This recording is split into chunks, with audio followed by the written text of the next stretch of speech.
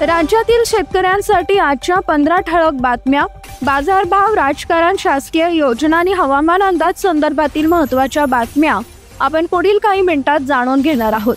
आज 7 एप्रिल 2025 वार सोमवार शेतकऱ्यांसाठी महत्त्वाची अपडेट आली आहे। अखेर बऱ्याच दिवसांच्या विश्रांतीनंतर नुकसान भरपाई वाटप सुरू झाली आहे।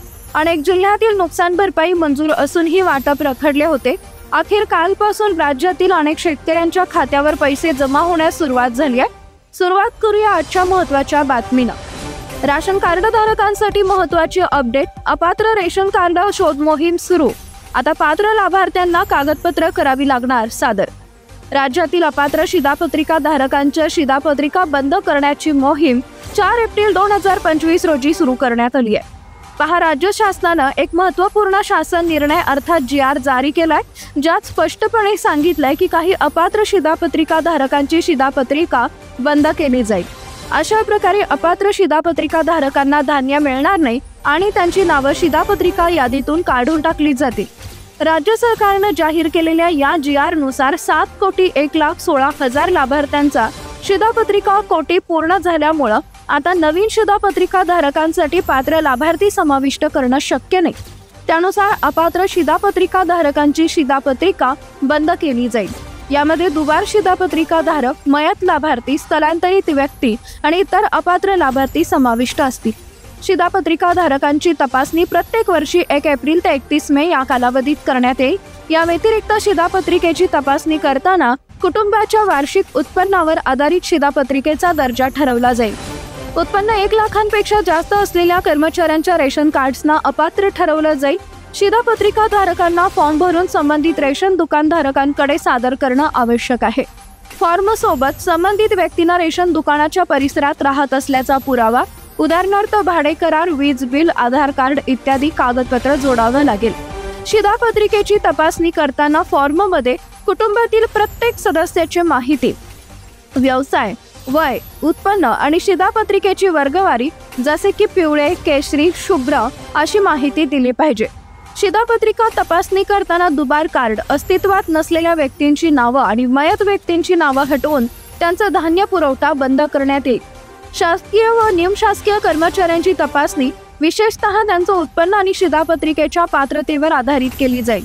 उत्पन्न 1 लाखांपेक्षा जास्त असलेल्या कर्मचाऱ्यांची शिधापत्रिका तात्काळ रद्द केली जाईल। शासनाच्या आदेशानुसार ही तपासणी प्रक्रिया 30 एप्रिल 2025 पर्यंत पूर्ण केली जाईल। लाभार्थींच्या शिधापत्रिका तपासणीची प्रक्रिया सुरू असून त्यामध्ये त्यांना लवकरात लवकर फॉर्म भरून रेशन दुकानदारांकडे देण्याचे निर्देश देण्यात आले आहेत। सर्व शिधापत्रिका धारकांनी याबाबतचे निर्देश वाचून त्यांचा फॉर्म वेळेवर भरावा आणि रेशन दुकानधारकांकडून पोचपावती घ्यावी। शासनाच्या नवीन GRच्या यादीत दिलेल्या महत्त्वाच्या मुद्द्यांची माहिती सर्व नागरिकांना समजून घ्यावी आणि आवश्यक ते कागदपत्र तसेच फॉर्म द्यावा, ज्यामुळे त्यांच्या शिधापत्रिकेचा पाठपुरावा सुरू होईल। सोप्या भाषेत सांगायचं झालं तर शासनानं एक मोठी मोहीम सुरू केली आहे, ज्यामध्ये प्रत्येक रेशन कार्ड धारकाला त्याचं अस्तित्व सिद्ध करणारा पुरावा द्यावा लागेल। या मोहिमेचा उद्देश आहे ज्यांना योग्य रेशन कार्ड नाही म्हणजे अपात्र लाभार्थी, दुबार रेशन कार्ड धारक, परदेशी घुसखोर किंवा मयत व्यक्ती यांच्या रेशन कार्ड्सला रद्द करणे। या मोहिमेद्वारे शासनानं असाच निर्णय घेतलाय की सर्व रेशन कार्ड धारकांना यासाठी एक तपासणी प्रक्रिया पूर्ण करावी लागेल। यामध्ये त्यांना त्यांच्या राहण्याच्या ठिकाणाचा किंवा इतर संबंधित कागदपत्रांचा पुरावा देणं आवश्यक आहे। अवकाळी पावसानंतर राज्यात उन्हाचा पारा वाढणार, हवामान विभागाकडून अलर्ट जारी। अवकाळी पावसासह गारपिटीनं झालेल्या गारठ्यानंतर आता हवामान विभागानं तापमान वाढीचा इशारा दिलाय। पुढील 48 तासांमध्ये उत्तर महाराष्ट्रातील काही भागांमध्ये कमाल तापमान 40°C पेक्षा जास्त नोंदवलं जाईल असा अंदाज हवामान विभागानं वर्तवलाय। पहा, विशेषतः नंदुरबार, जळगाव, पुणे, धुळे आणि नाशिक या भागांमध्ये जास्त उष्णता असेल अशी शक्यता आहे।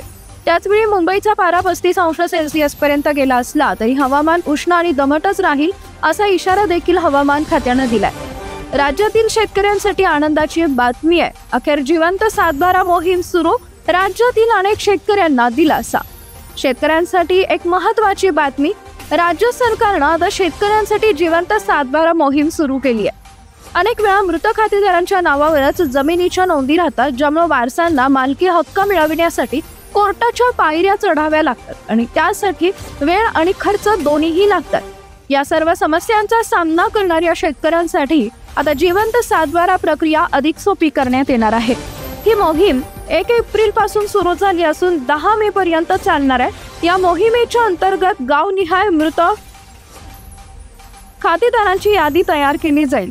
20 एप्रिल पर्यंत शेतकऱ्यांनी वारसा संबंधी आवश्यक कागदपत्र जसे की मृत्यू दाखला, सत्यप्रतिज्ञा लेख, स्वयंघोषणापत्र, सर्व वारसांची नावे आणि पत्ते संबंधित तलाट्यांकडे सादर करायचे। त्यानंतर 21 एप्रिल ते 10 मे दरम्यान ई फेरफार प्रणालीमध्ये वारसा फेरफार तयार केले जातील। या प्रक्रियेत कुठलेही शुल्क आकारले जाणार नाही। महसूल विभागाच्या यंत्रणेमार्फत ही प्रक्रिया केली जाईल आणि शेतकऱ्यांना स्वतः अर्ज करण्याची गरज पडणार नाही। महसूल मंत्री चंद्रशेखर बावनकुळे यांनी सांगितले की यासाठी राज्य सरकारने विशेष मोहीम राबवली आहे।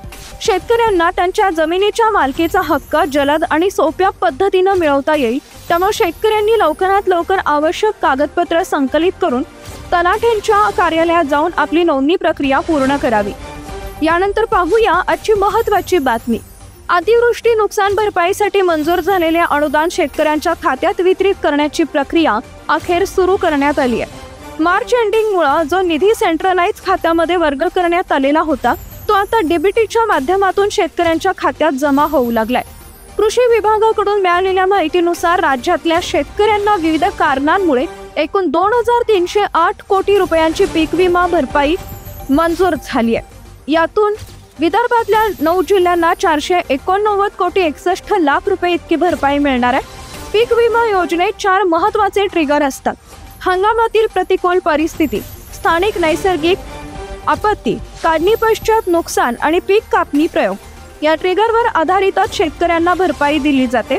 पहा, मात्र प्रत्येक जिल्ह्याला 4ही ट्रिगर्सवर भरपाई मिळते असं नाही। काहींना एकाच ट्रिगरवरून, काहींना 2 ते 3 ट्रिगरवरून ही रक्कम मंजूर झाली आहे। बुलढाणा जिल्ह्यात सर्वाधिक म्हणजे 144 कोटी 23 लाख रुपये मिळत आहे। यामध्ये नैसर्गिक आपत्तीवरून 144 कोटी 21 लाख आणि पीक कापणी प्रयोगासाठी 2 लाख रुपये मिळालेत। वर्धा जिल्ह्याला 115 कोटी 90 लाख रुपये मंजूर झालेत। त्यात नैसर्गिक आपत्तीमुळे 115 कोटी 18 लाख आणि काढणी पश्चात नुकसानीसाठी 71 लाख रुपये आहेत। अकोला जिल्ह्याला नैसर्गिक आपत्तीमुळे 66 कोटी 64 लाख रुपये मंजूर झालेत। अमरावती जिल्ह्यात एकूण 60 कोटी 80 लाख रुपये मंजूर झालेत। यामध्ये नैसर्गिक आपत्तीमुळे 50 कोटी 9 लाख, काढणीनंतर नुकसानीसाठी 10 कोटी 51 लाख आणि पीक कापणी प्रयोगासाठी 19 लाख रुपये आहेत। नागपूर जिल्ह्याला एकूण 56 कोटी 5 लाख रुपये मंजूर झालेत। त्यात 55 कोटी 94 लाख नैसर्गिक आपत्ती आणि 11 लाख पीक कापणी प्रयोगासाठी आहेत। यवतमाळ जिल्ह्यात 29 कोटी 81 लाख रुपये मंजूर झाल्यात आणि त्यात नैसर्गिक आपत्तीमुळे 6 कोटी 86 लाख आणि काढणी पश्चात नुकसानीसाठी 22 कोटी 95 लाख आहेत। वाशिम जिल्ह्याला नैसर्गिक आपत्तीवरून 10 कोटी 74 लाख रुपये मंजूर झाले। गडचिरोली जिल्ह्याला एकूण 5 कोटी 38 लाख रुपये मंजूर झालेत। त्यात 2 कोटी 98 लाख नैसर्गिक आपत्तीमुळे आणि 2 कोटी 40 लाख काढणी पश्चात नुकसानीमुळे आहेत। भंडारा जिल्ह्याला फक्त 4 लाख रुपये मंजूर झाल्यात, तेही नैसर्गिक आपत्तीवरून। दरम्यान चंद्रपूर आणि गोंदिया जिल्ह्यासाठी अजून भरपाई ठरलेली नाहीये। ही सगळी माहिती कृषी विभागानं मार्चमध्ये तयार केलेल्या अहवालातून समोर आली आहे। पुढे थोडेफार बदल होऊ शकतात, पण मोठ्या प्रमाणावर रकमेचा फरक पडण्याची शक्यता फारच कमी आहे।